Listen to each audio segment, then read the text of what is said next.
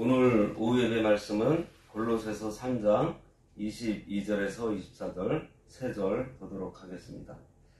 종들아, 모든 일에 육신의 상전들에게 순종하되 사람을 기쁘게 하는 자와 같이 눈가림만 하지 말고 오직 주를 두려워하여 성실한 마음으로 하라. 무슨 일을 하든지 마음을 다하여 주께 하듯 하고 사람에게 하듯 하지 말라. 이는 기업의 상을 주께 받을 줄 아나니 너희는 주 그리스도를 섬기느니라. 오늘 말씀의 제목은 그리스도인의 직업윤리입니다. 먼저 아랫사람에 대한 말씀이에요. 우리가 지금 골로새서를 통해서 새 사람을 입은 사람의 삶에 대해서 보고 있는데요. 이것은 다시 말해서 예수 그리스도를 믿어 새 생명을 소유한 그리스도인의 삶, 예수 그리스도를 닮은 삶입니다. 그것을 바울은 가장 먼저 어디에 적용했죠? 가정에 적용했어요. 부부의 관계, 또 부모와 자녀의 관계를 지난 시간까지 살펴보았습니다. 아내는 남편에게 복종하고 남편은 아내를 사랑하고 괴롭게 하지 말고 이해하고 용서하고 희생하라고 했습니다. 그리고 자녀는 부모에게 순종하고 부모는 교육하며 훈계하라고 했어요. 이것은 이 세상에 살면서 도덕적으로 살아가는 방법을 얘기하는 것이 아니에요. 새 사람, 그리스도인으로서 이렇게 살아야 한다는 말씀입니다. 오늘 본문은 그리스도인들이 세상에서 다 일을 하고 살아가야 하는데 어떻게 일을 하며 살아야 하는가에 대한 말씀이에요. 자, 우리는 왜 일을 하죠? 먼저는 하나님의 명령이기 때문입니다. 창세기 1장 28절에 보면 하나님이 그들에게 복을 주시며 하나님이 그들에게 이르시되 생육하고 번성하여 땅에 충만하라. 땅을 정복하라. 바다의 물고기와 하늘의 새와 땅에 움직이는 모든 생물을 다스리라 하시니라. 여기서 보면은 땅을 정복하라는 것이 하나님이 우리 인류에게 주신 문화적인 명령입니다. 하나님께서 세상을 만드시고 우리에게 이 세상을 맡기셨어요. 우리에게 맡기시면서 하나님이 주신 것을 잘 사용하고 아름답게 보존하라는 명령을 우리들에게 하신 것입니다. 아담과 하와에게 이름을 지으라고 하죠, 여기? 이게 뭐예요? 일이잖아요. 일인데 너무 멋진 일 아닌가요, 이거? 동물이나 식물의 이름을 지으래요. 그러면은 그것들의 이름을 지어주려면 그것에 대해서 그 성격에 대해서 또 그것의 특징에 대해서 뭐 알아야 이름을 지을 수 있잖아요. 그러려면 어떻게 해야 되죠? 탐구해야 됩니다.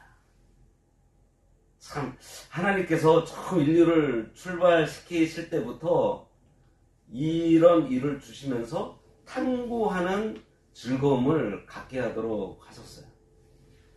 흔히 열심히 일하라고 하는데요.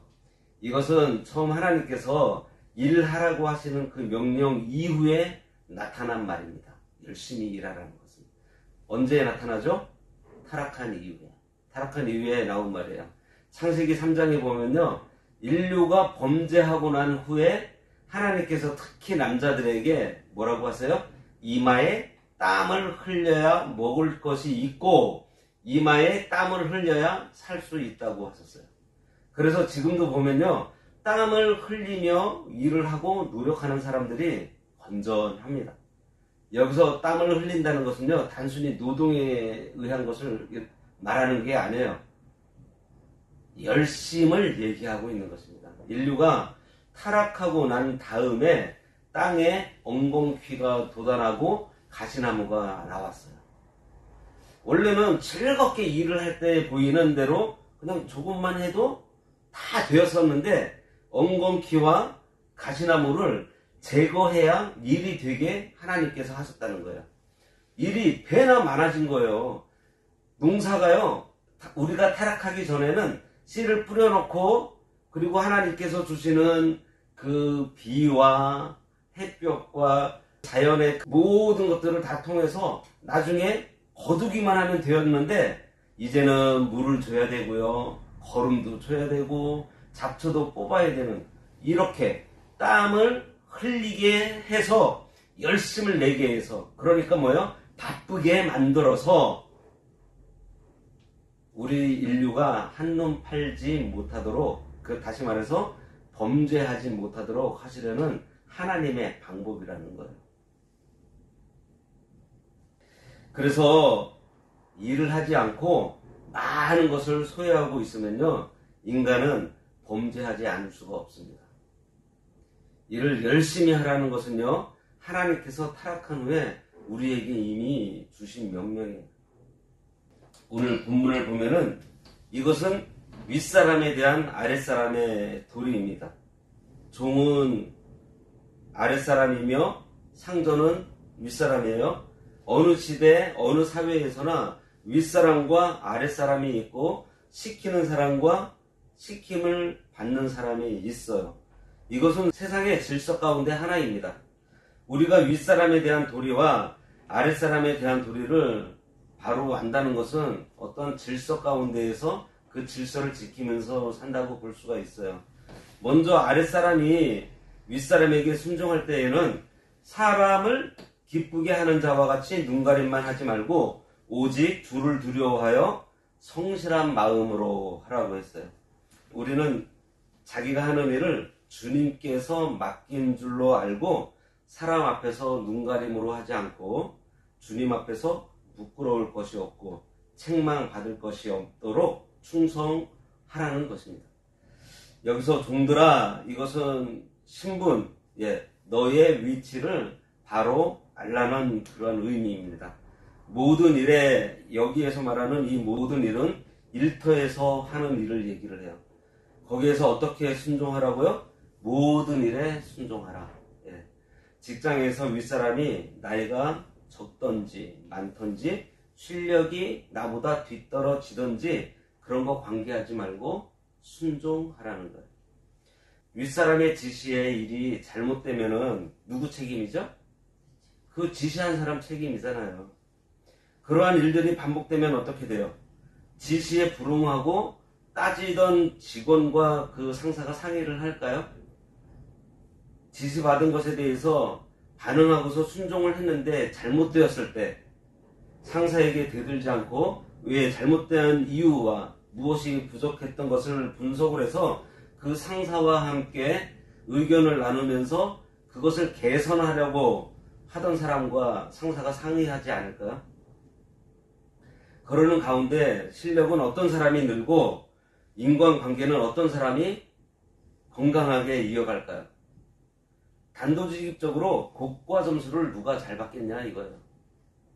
그런데 순종을 하는데 어떻게 순종하라고요? 사람을 기쁘게 하는 자와 같이 눈가림만 하지 말고 무슨 말이죠? 진심으로 하라는 것입니다. 내 일처럼 하라는 거예요. 사람을 기쁘게 하는 자와 같이라는 말은 보이는 곳에서는 열심히 하고 보이지 않으면 자기 맘대로 한다는 것입니다. 그것이 눈가림하는 거예요. 그러면 어떻게 하라고요?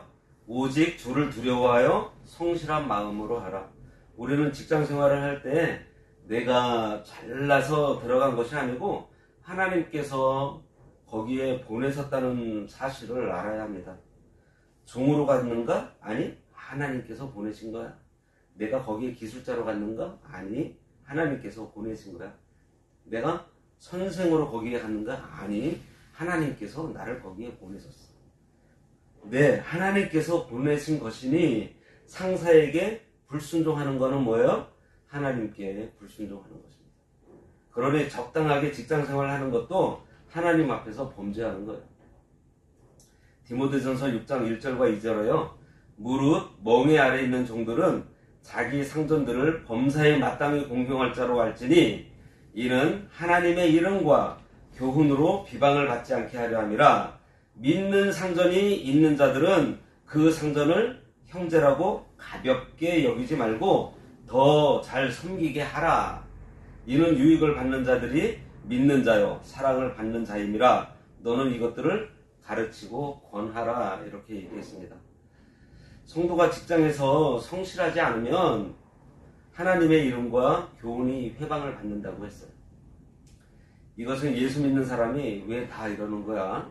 뭐 하며 비난받을 때 하나님의 이름이 회방을 받게 된다는 것입니다. 교훈이 회방받는다는 것은 교회에서 그렇게 가르치는 거야? 성경에서 그렇게 말을 하더냐? 그런 식으로 하나님에 대해 부정한 인식을 갖도록 한다는 거예요. 우리들의 그 불성실함으로 인해서. 그리고 다음 2절에는요. 믿는 상전이 나옵니다. 이것은 사장이 예수를 믿는다고 적당히 해도 요금 못하겠지 하고 게으름을 피우는 것에 대한 얘기예요. 중요한 것은 직장 생활하면서 남의 밑에서 일한다고 억울해하거나 실망하는 생각을 갖지 않는 것입니다. 그곳에 내가 있어야 할 이유가 있기 때문에 하나님께서 보내셨다는 것을 알라는 거예요. 23절에 무슨 일을 하든지 마음을 다해서 주께 하듯 하고 사람에게 하듯 하지 말아야 한다고 했어요. 마음을 다 한다는 것이 뭐죠? 집중해서 온 마음을 쏟아 부으라는 것입니다.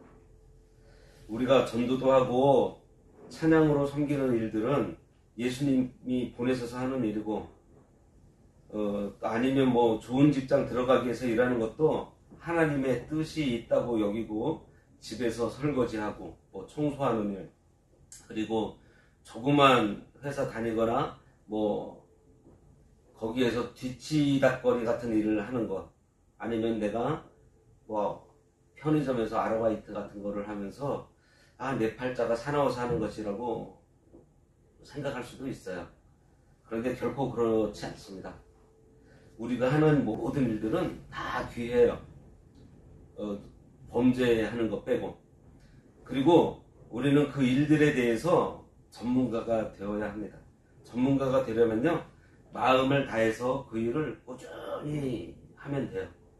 그러면 어느새 전문가가 되어 있습니다. 그리고 그 전문성을 반드시 하나님께서 사용하신다는 거예요. 아까 얘기했죠? 내가 있는 그곳에 하나님의 쓰임이 있다니까요. 24절, 이는 기업의 상을 주께 받을 줄 아나니 너희는 주 그리스도를 섬기느니라. 이 부분을 이해하려면 그 당시 시대를 이해해야 합니다. 오늘날은 회사 생활을 하면서 주인과 종의 관계라고 하지 않지만 이 책이 기록되었을 때는 그러한 주종 관계가 형성되어 있었어요. 여기서 기업의 상을 주께 받는다고 되어 있는데 말이 좀 이상하죠. 왜 이상한지 모르겠어요? 왜 이상한 말인가 하면 종에게는 기업이 없기 때문이에요. 종에게 기업이 있다면 그 종을 물려주는 것이 기업입니다. 그런데 그것은 기업이 아니고 대물림이라고 하죠. 그런데 기업의 상을 주께 받을 줄 안다는 것은 종으로 생각하지 않고 자녀로 대해준다는 거예요.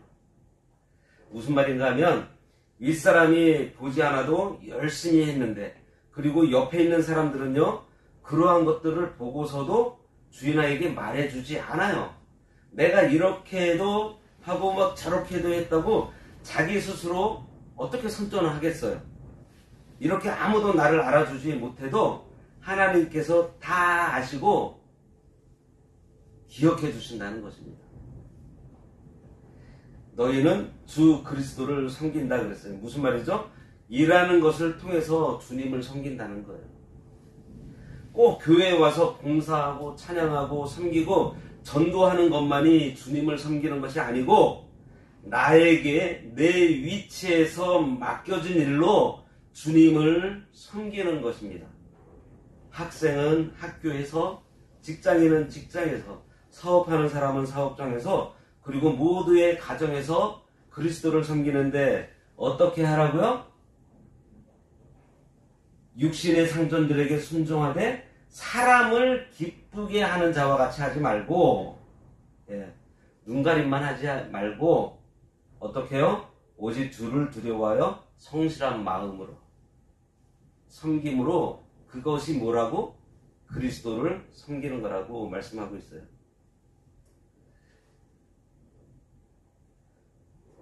25절 불의를 행하는 자는 불의의 보응을 받으리니 주는 사람을 외모로 취하심이 없느니라 그랬습니다. 하나님은 외모로 사람을 취하지 않으세요.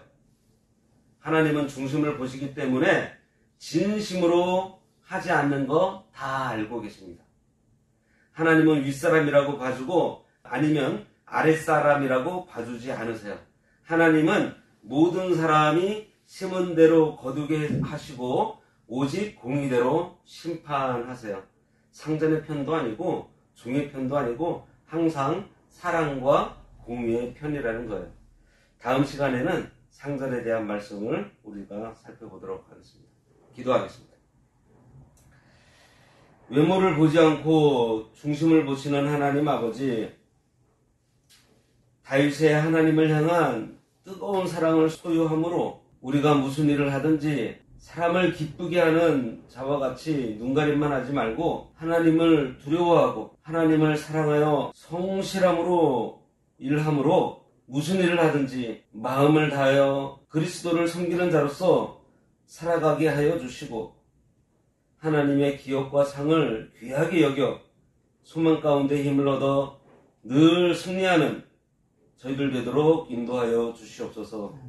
예수님의 이름으로 기도드리옵나이다. 아멘.